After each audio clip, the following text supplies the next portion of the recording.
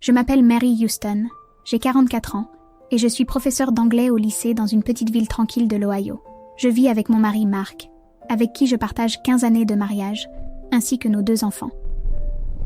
Jusqu'à il y a 6 mois, ma vie suivait une routine ordinaire, sans grand changement ni surprise. Cependant, tout a basculé lors d'un événement que je n'aurais jamais imaginé vivre. C'était un vendredi après-midi, vers 15h30. Je venais de donner ma dernière leçon de la journée et je marchais vers ma voiture dans le parking de l'école. Soudain, quelque chose m'a étonnée. Une sensation de fatigue inexpliquée et une légère difficulté à respirer. J'ai essayé de ne pas y prêter trop d'attention, pensant que c'était juste la fatigue de la semaine. Lorsque je suis arrivée à ma voiture, quelque chose de bien plus grave s'est produit. J'ai ressenti une pression forte et soudaine dans la poitrine. Quelque chose de complètement différent de tout inconfort que j'avais déjà éprouvé. C'était comme si un poids immense pesait sur moi, rendant ma respiration difficile. Une sensation bien plus intense qu'une simple gêne gastrique, comme si un éléphant s'était couché sur ma poitrine. J'ai essayé d'ouvrir la voiture, pensant que peut-être, en m'asseyant, je me sentirais mieux. Mais alors, ma vue a commencé à s'assombrir. C'était comme si les bords de la scène autour de moi disparaissaient. J'ai essayé de crier à l'aide, mais aucun son n'est sorti. La dernière chose dont je me souviens, c'est que mes jambes ont cédé et tout autour de moi est devenu noir.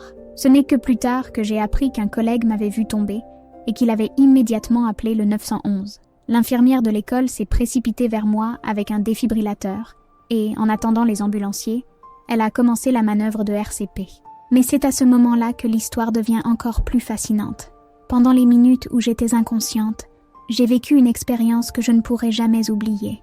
Pendant ces quelques minutes, ce que j'ai vécu ne ressemble à rien de ce que j'ai connu sur Terre. C'était comme si je flottais au-dessus de mon propre corps. Je pouvais clairement voir la scène en dessous de moi, avec des gens autour de moi paniqués, essayant de m'aider. Quelqu'un parlait au téléphone, probablement pour demander de l'aide.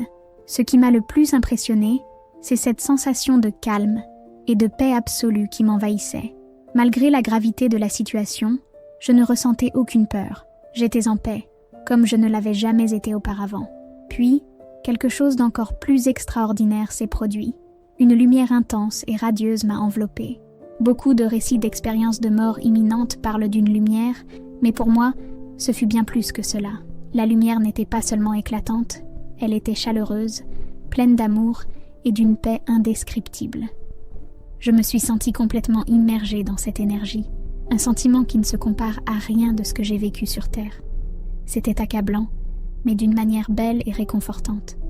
Ce qui s'est passé ensuite, je n'arrive toujours pas à l'expliquer, mais en regardant en bas, j'ai ressenti comme si j'étais attirée vers le haut, en direction de cette lumière. L'éclat s'est intensifié et soudain, tout autour de moi semblait complètement transformé, comme si je flottais dans une dimension où le temps et l'espace n'existaient pas de la même manière. Ce fut l'expérience la plus impressionnante et merveilleuse que j'ai jamais vécue.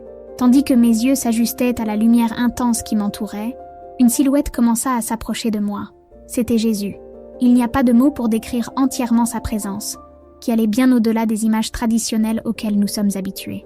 Il n'était pas seulement radieux dans son apparence, mais la sensation qui émanait de lui était indescriptible.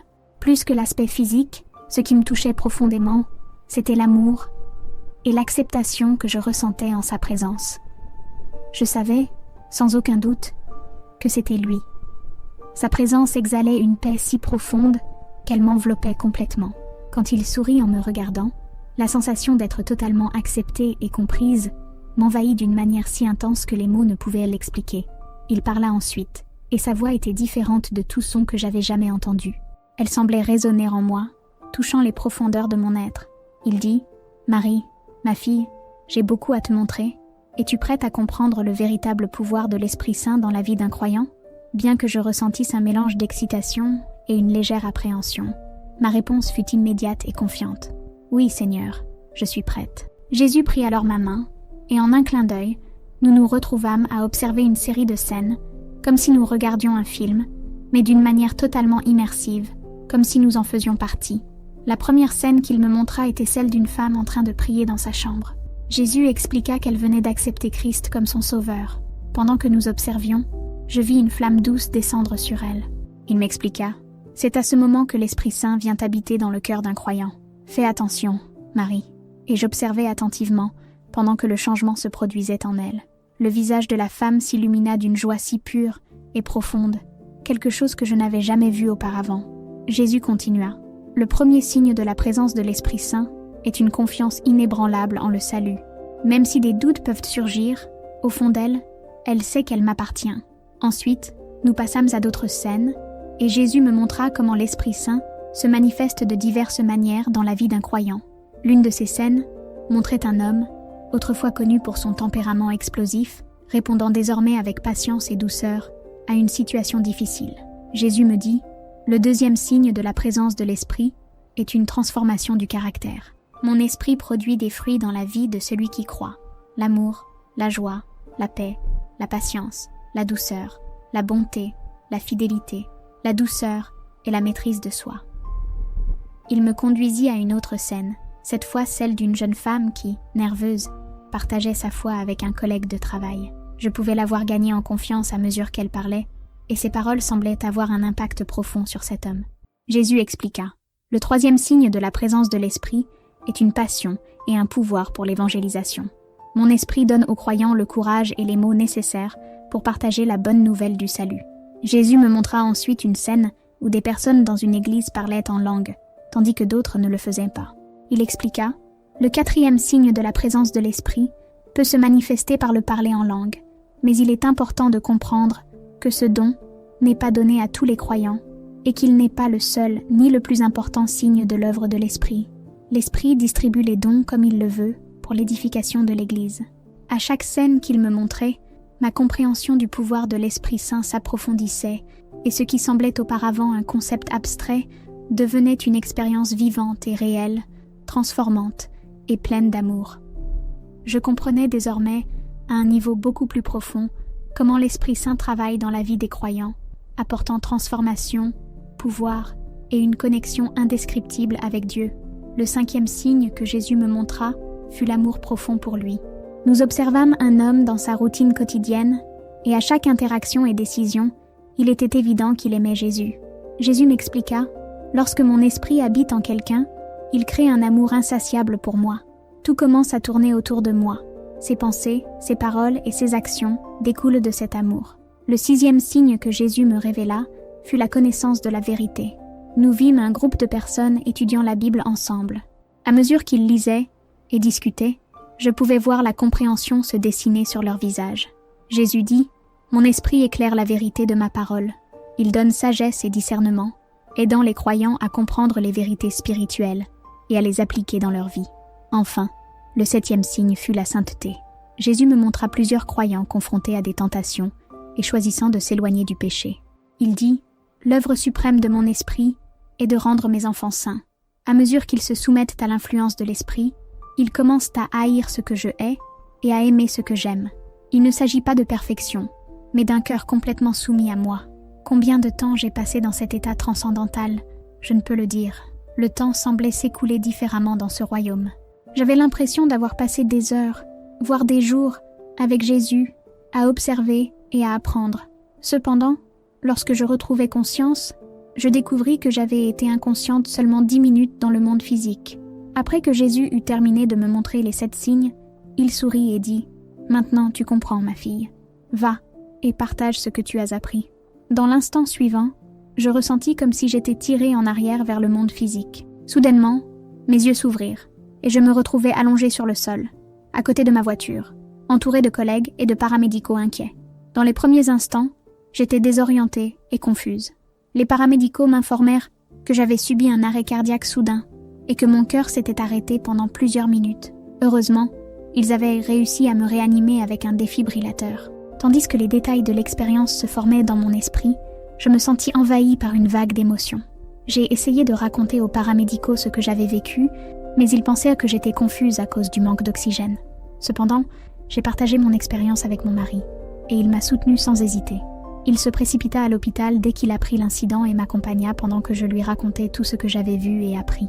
Il me crut sans poser de questions, ce qui fut un grand réconfort. Mes enfants furent fascinés, bien que quelque peu impressionnés. Certains de mes amis, au départ sceptiques, commencèrent à me croire en voyant les changements profonds qui s'étaient opérés dans ma vie après l'expérience. Cette expérience m'a transformée complètement. Avant l'incident, je me considérais chrétienne, mais ma foi était une simple partie secondaire de ma vie. Aujourd'hui, elle est la force qui guide toutes mes actions. J'ai vécu les 7 signes que Jésus m'a montrés de manière pratique. Le premier signe, la confiance dans le salut, s'est manifesté en moi de manière claire. Même lorsque je fais des erreurs ou que j'ai des doutes, je ressens une certitude profonde que j'appartiens à Dieu, non pas en fonction de mes performances, mais de son amour pour moi. Quant au deuxième signe, la transformation de caractère, j'ai remarqué des changements significatifs dans ma façon de gérer des situations difficiles. Un élève qui me mettait en colère autrefois suscite maintenant en moi une véritable compassion, et je suis capable de répondre avec patience au lieu de frustration. Dans le troisième signe, l'amour pour l'évangélisation, j'ai remarqué que je suis maintenant plus ouverte à partager ma foi. Récemment, un caissier a commenté mon collier en forme de croix, et de manière naturelle, j'ai commencé à parler de ce que Jésus signifiait pour moi.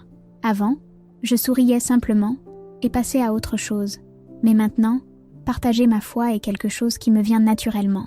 Le quatrième signe, les dons spirituels, s'est manifesté en moi sous la forme du don de l'encouragement. Des amis et même des connaissances viennent vers moi lorsqu'ils rencontrent des difficultés, et je découvre que je suis capable d'offrir des paroles qui les touchent réellement et les réconfortent. L'amour pour Jésus imprègne ma vie quotidienne de manière continue, même dans les activités les plus simples.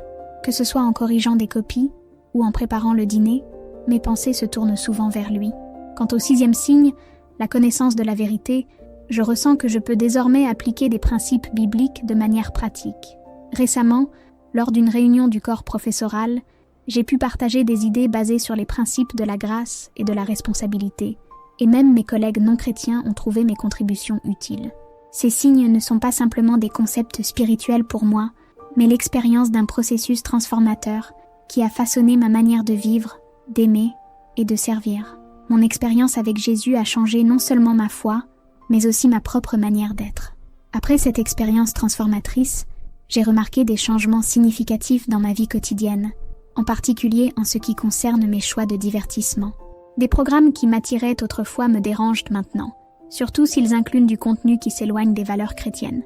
Ce n'est pas une question de culpabilité, mais d'un éloignement naturel de ces programmes. Au lieu de cela, je cherche des choses qui édifient, qui me rapprochent de Dieu. Ce qui est le plus impressionnant, c'est que ces transformations ne sont pas apparues à la suite d'un effort conscient pour être une bonne chrétienne. Elles ont émergé d'une relation plus profonde avec le Saint-Esprit.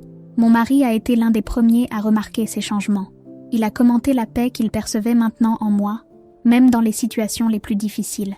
Mes collègues l'ont aussi remarqué, et l'un d'eux m'a même demandé quel était mon secret. J'ai été surprise de voir comment cette transformation a engendré des conversations significatives sur la foi. Lorsque l'on me demande comment expérimenter davantage de cette œuvre du Saint-Esprit, la réponse est simple. Cela commence par un cœur prêt à être transformé. Inviter le Saint-Esprit à travailler en nous est un processus de soumission quotidienne. Cela signifie reconnaître que nous ne pouvons pas vivre la vie chrétienne uniquement avec nos propres forces et que nous avons besoin de l'aide du Saint-Esprit pour nous fortifier. Dans mon quotidien, cela ressemble à commencer chaque matin par une prière, demandant au Saint-Esprit de guider mes pensées, mes paroles et mes actions. De plus, je consacre plus de temps à la parole de Dieu, permettant au Saint-Esprit de me révéler les vérités. Cela implique aussi d'être prêt à écouter la voix du Saint-Esprit, en obéissant à sa direction, que ce soit pour faire quelque chose ou pour nous éloigner de quelque chose. Pour cela, il est essentiel d'être impliqué dans une communauté de croyants qui peuvent nous soutenir, nous encourager et nous tenir responsables. Le Saint-Esprit travaille à travers le corps du Christ pour façonner nos vies. Bien que Jésus ne m'ait pas montré de scènes directement liées à la guerre spirituelle, je suis sortie de cette expérience avec une conscience plus aiguë du royaume spirituel. J'ai réalisé qu'il se passe bien plus autour de nous que ce que nos yeux physiques peuvent percevoir. Jésus m'a clairement fait comprendre que, en tant que croyants remplis du Saint-Esprit, nous n'avons pas à craindre les forces des ténèbres, car le Saint-Esprit en nous est plus puissant que n'importe quel ennemi spirituel. Cependant, il a également insisté sur l'importance de nous équiper de l'armure complète de Dieu, comme décrit dans Éphésiens 6, afin que nous puissions résister aux attaques spirituelles. Beaucoup de gens ne croient pas en mon expérience, et c'est bien ainsi. Certains suggèrent que ce n'était qu'une hallucination provoquée par un manque d'oxygène. D'autres disent que je l'ai inventé pour attirer l'attention. Mais je sais ce que j'ai vécu, et je vois les fruits de cette expérience chaque jour. Je n'ai pas besoin de convaincre qui que ce soit. Je partage mon histoire et je fais confiance à Dieu pour faire le reste. Lorsque l'on me demande si Jésus m'a montré quelque chose au sujet du destin de ceux qui ne croient pas en son existence, ce que je peux dire, c'est que je suis sortie de cette expérience avec une compréhension profonde de son amour pour tous. Je crois qu'il désire que tout le monde le connaisse, et cela me pousse à partager les bonnes nouvelles du Christ, afin que tous puissent expérimenter le même amour et la même paix que j'ai ressentie. Mon expérience m'a également donné une nouvelle perspective sur la souffrance. J'ai réalisé que notre vie terrestre n'est qu'une petite fraction de notre existence éternelle. Toute souffrance que nous rencontrons ici est temporaire à la lumière de l'éternité. Jésus m'a aussi montré que le Saint-Esprit utilise la souffrance pour nous affiner, pour nous rendre plus semblables à Christ. Ce n'est pas lui qui cause notre souffrance, mais il l'utilise pour renforcer notre dépendance à Dieu et former en nous un caractère plus pieux. J'ai commencé à voir les difficultés, non pas comme quelque chose à craindre, mais comme des occasions pour que le Saint-Esprit se manifeste puissamment dans ma vie. C'est dans nos moments de faiblesse que la puissance de l'Esprit devient la plus évidente. Nous pouvons manifester les fruits de l'Esprit dans ces heures difficiles. La paix au milieu du chaos, la joie dans la tristesse, l'amour envers ceux qui nous blessent. L'invitation que je lance à tous est de rechercher une relation plus profonde avec le Saint-Esprit. Que vous soyez chrétien de longue date ou que vous soyez curieux de la foi, le Saint-Esprit est la clé pour expérimenter la plénitude de la vie que Dieu désire pour nous. Ne vous contentez pas d'une foi superficielle. Invitez le Saint-Esprit à travailler profondément dans votre vie. Soyez ouverts à son murmure, à sa correction et à sa direction. Oui, cela peut parfois être inconfortable, car il nous sort de notre zone de confort, mais je peux vous garantir que cela en vaut la peine. Rappelez-vous, l'œuvre du Saint-Esprit dans nos vies n'est pas seulement pour notre bénéfice. Elle est là pour que nous devenions des témoins vivants de Christ dans un monde qui a tant besoin de lui. Lorsque nous permettons à l'Esprit de travailler en nous, nous devenons des signes vivants de la puissance et de l'amour de Dieu. Enfin, je tiens à préciser que l'amour, la paix et la joie que j'ai expérimentées en présence de Dieu sont disponibles pour tous les croyants par l'intermédiaire du Saint-Esprit. Vous n'avez pas besoin de vivre une expérience de mort imminente pour rencontrer Dieu de manière profonde. Il vous attend, prêt à entrer dans votre vie. Je vous remercie de m'avoir permis de partager cette expérience avec vous et je prie pour que tous ceux qui écoutent puissent expérimenter le pouvoir transformateur du Saint-Esprit dans leur propre vie.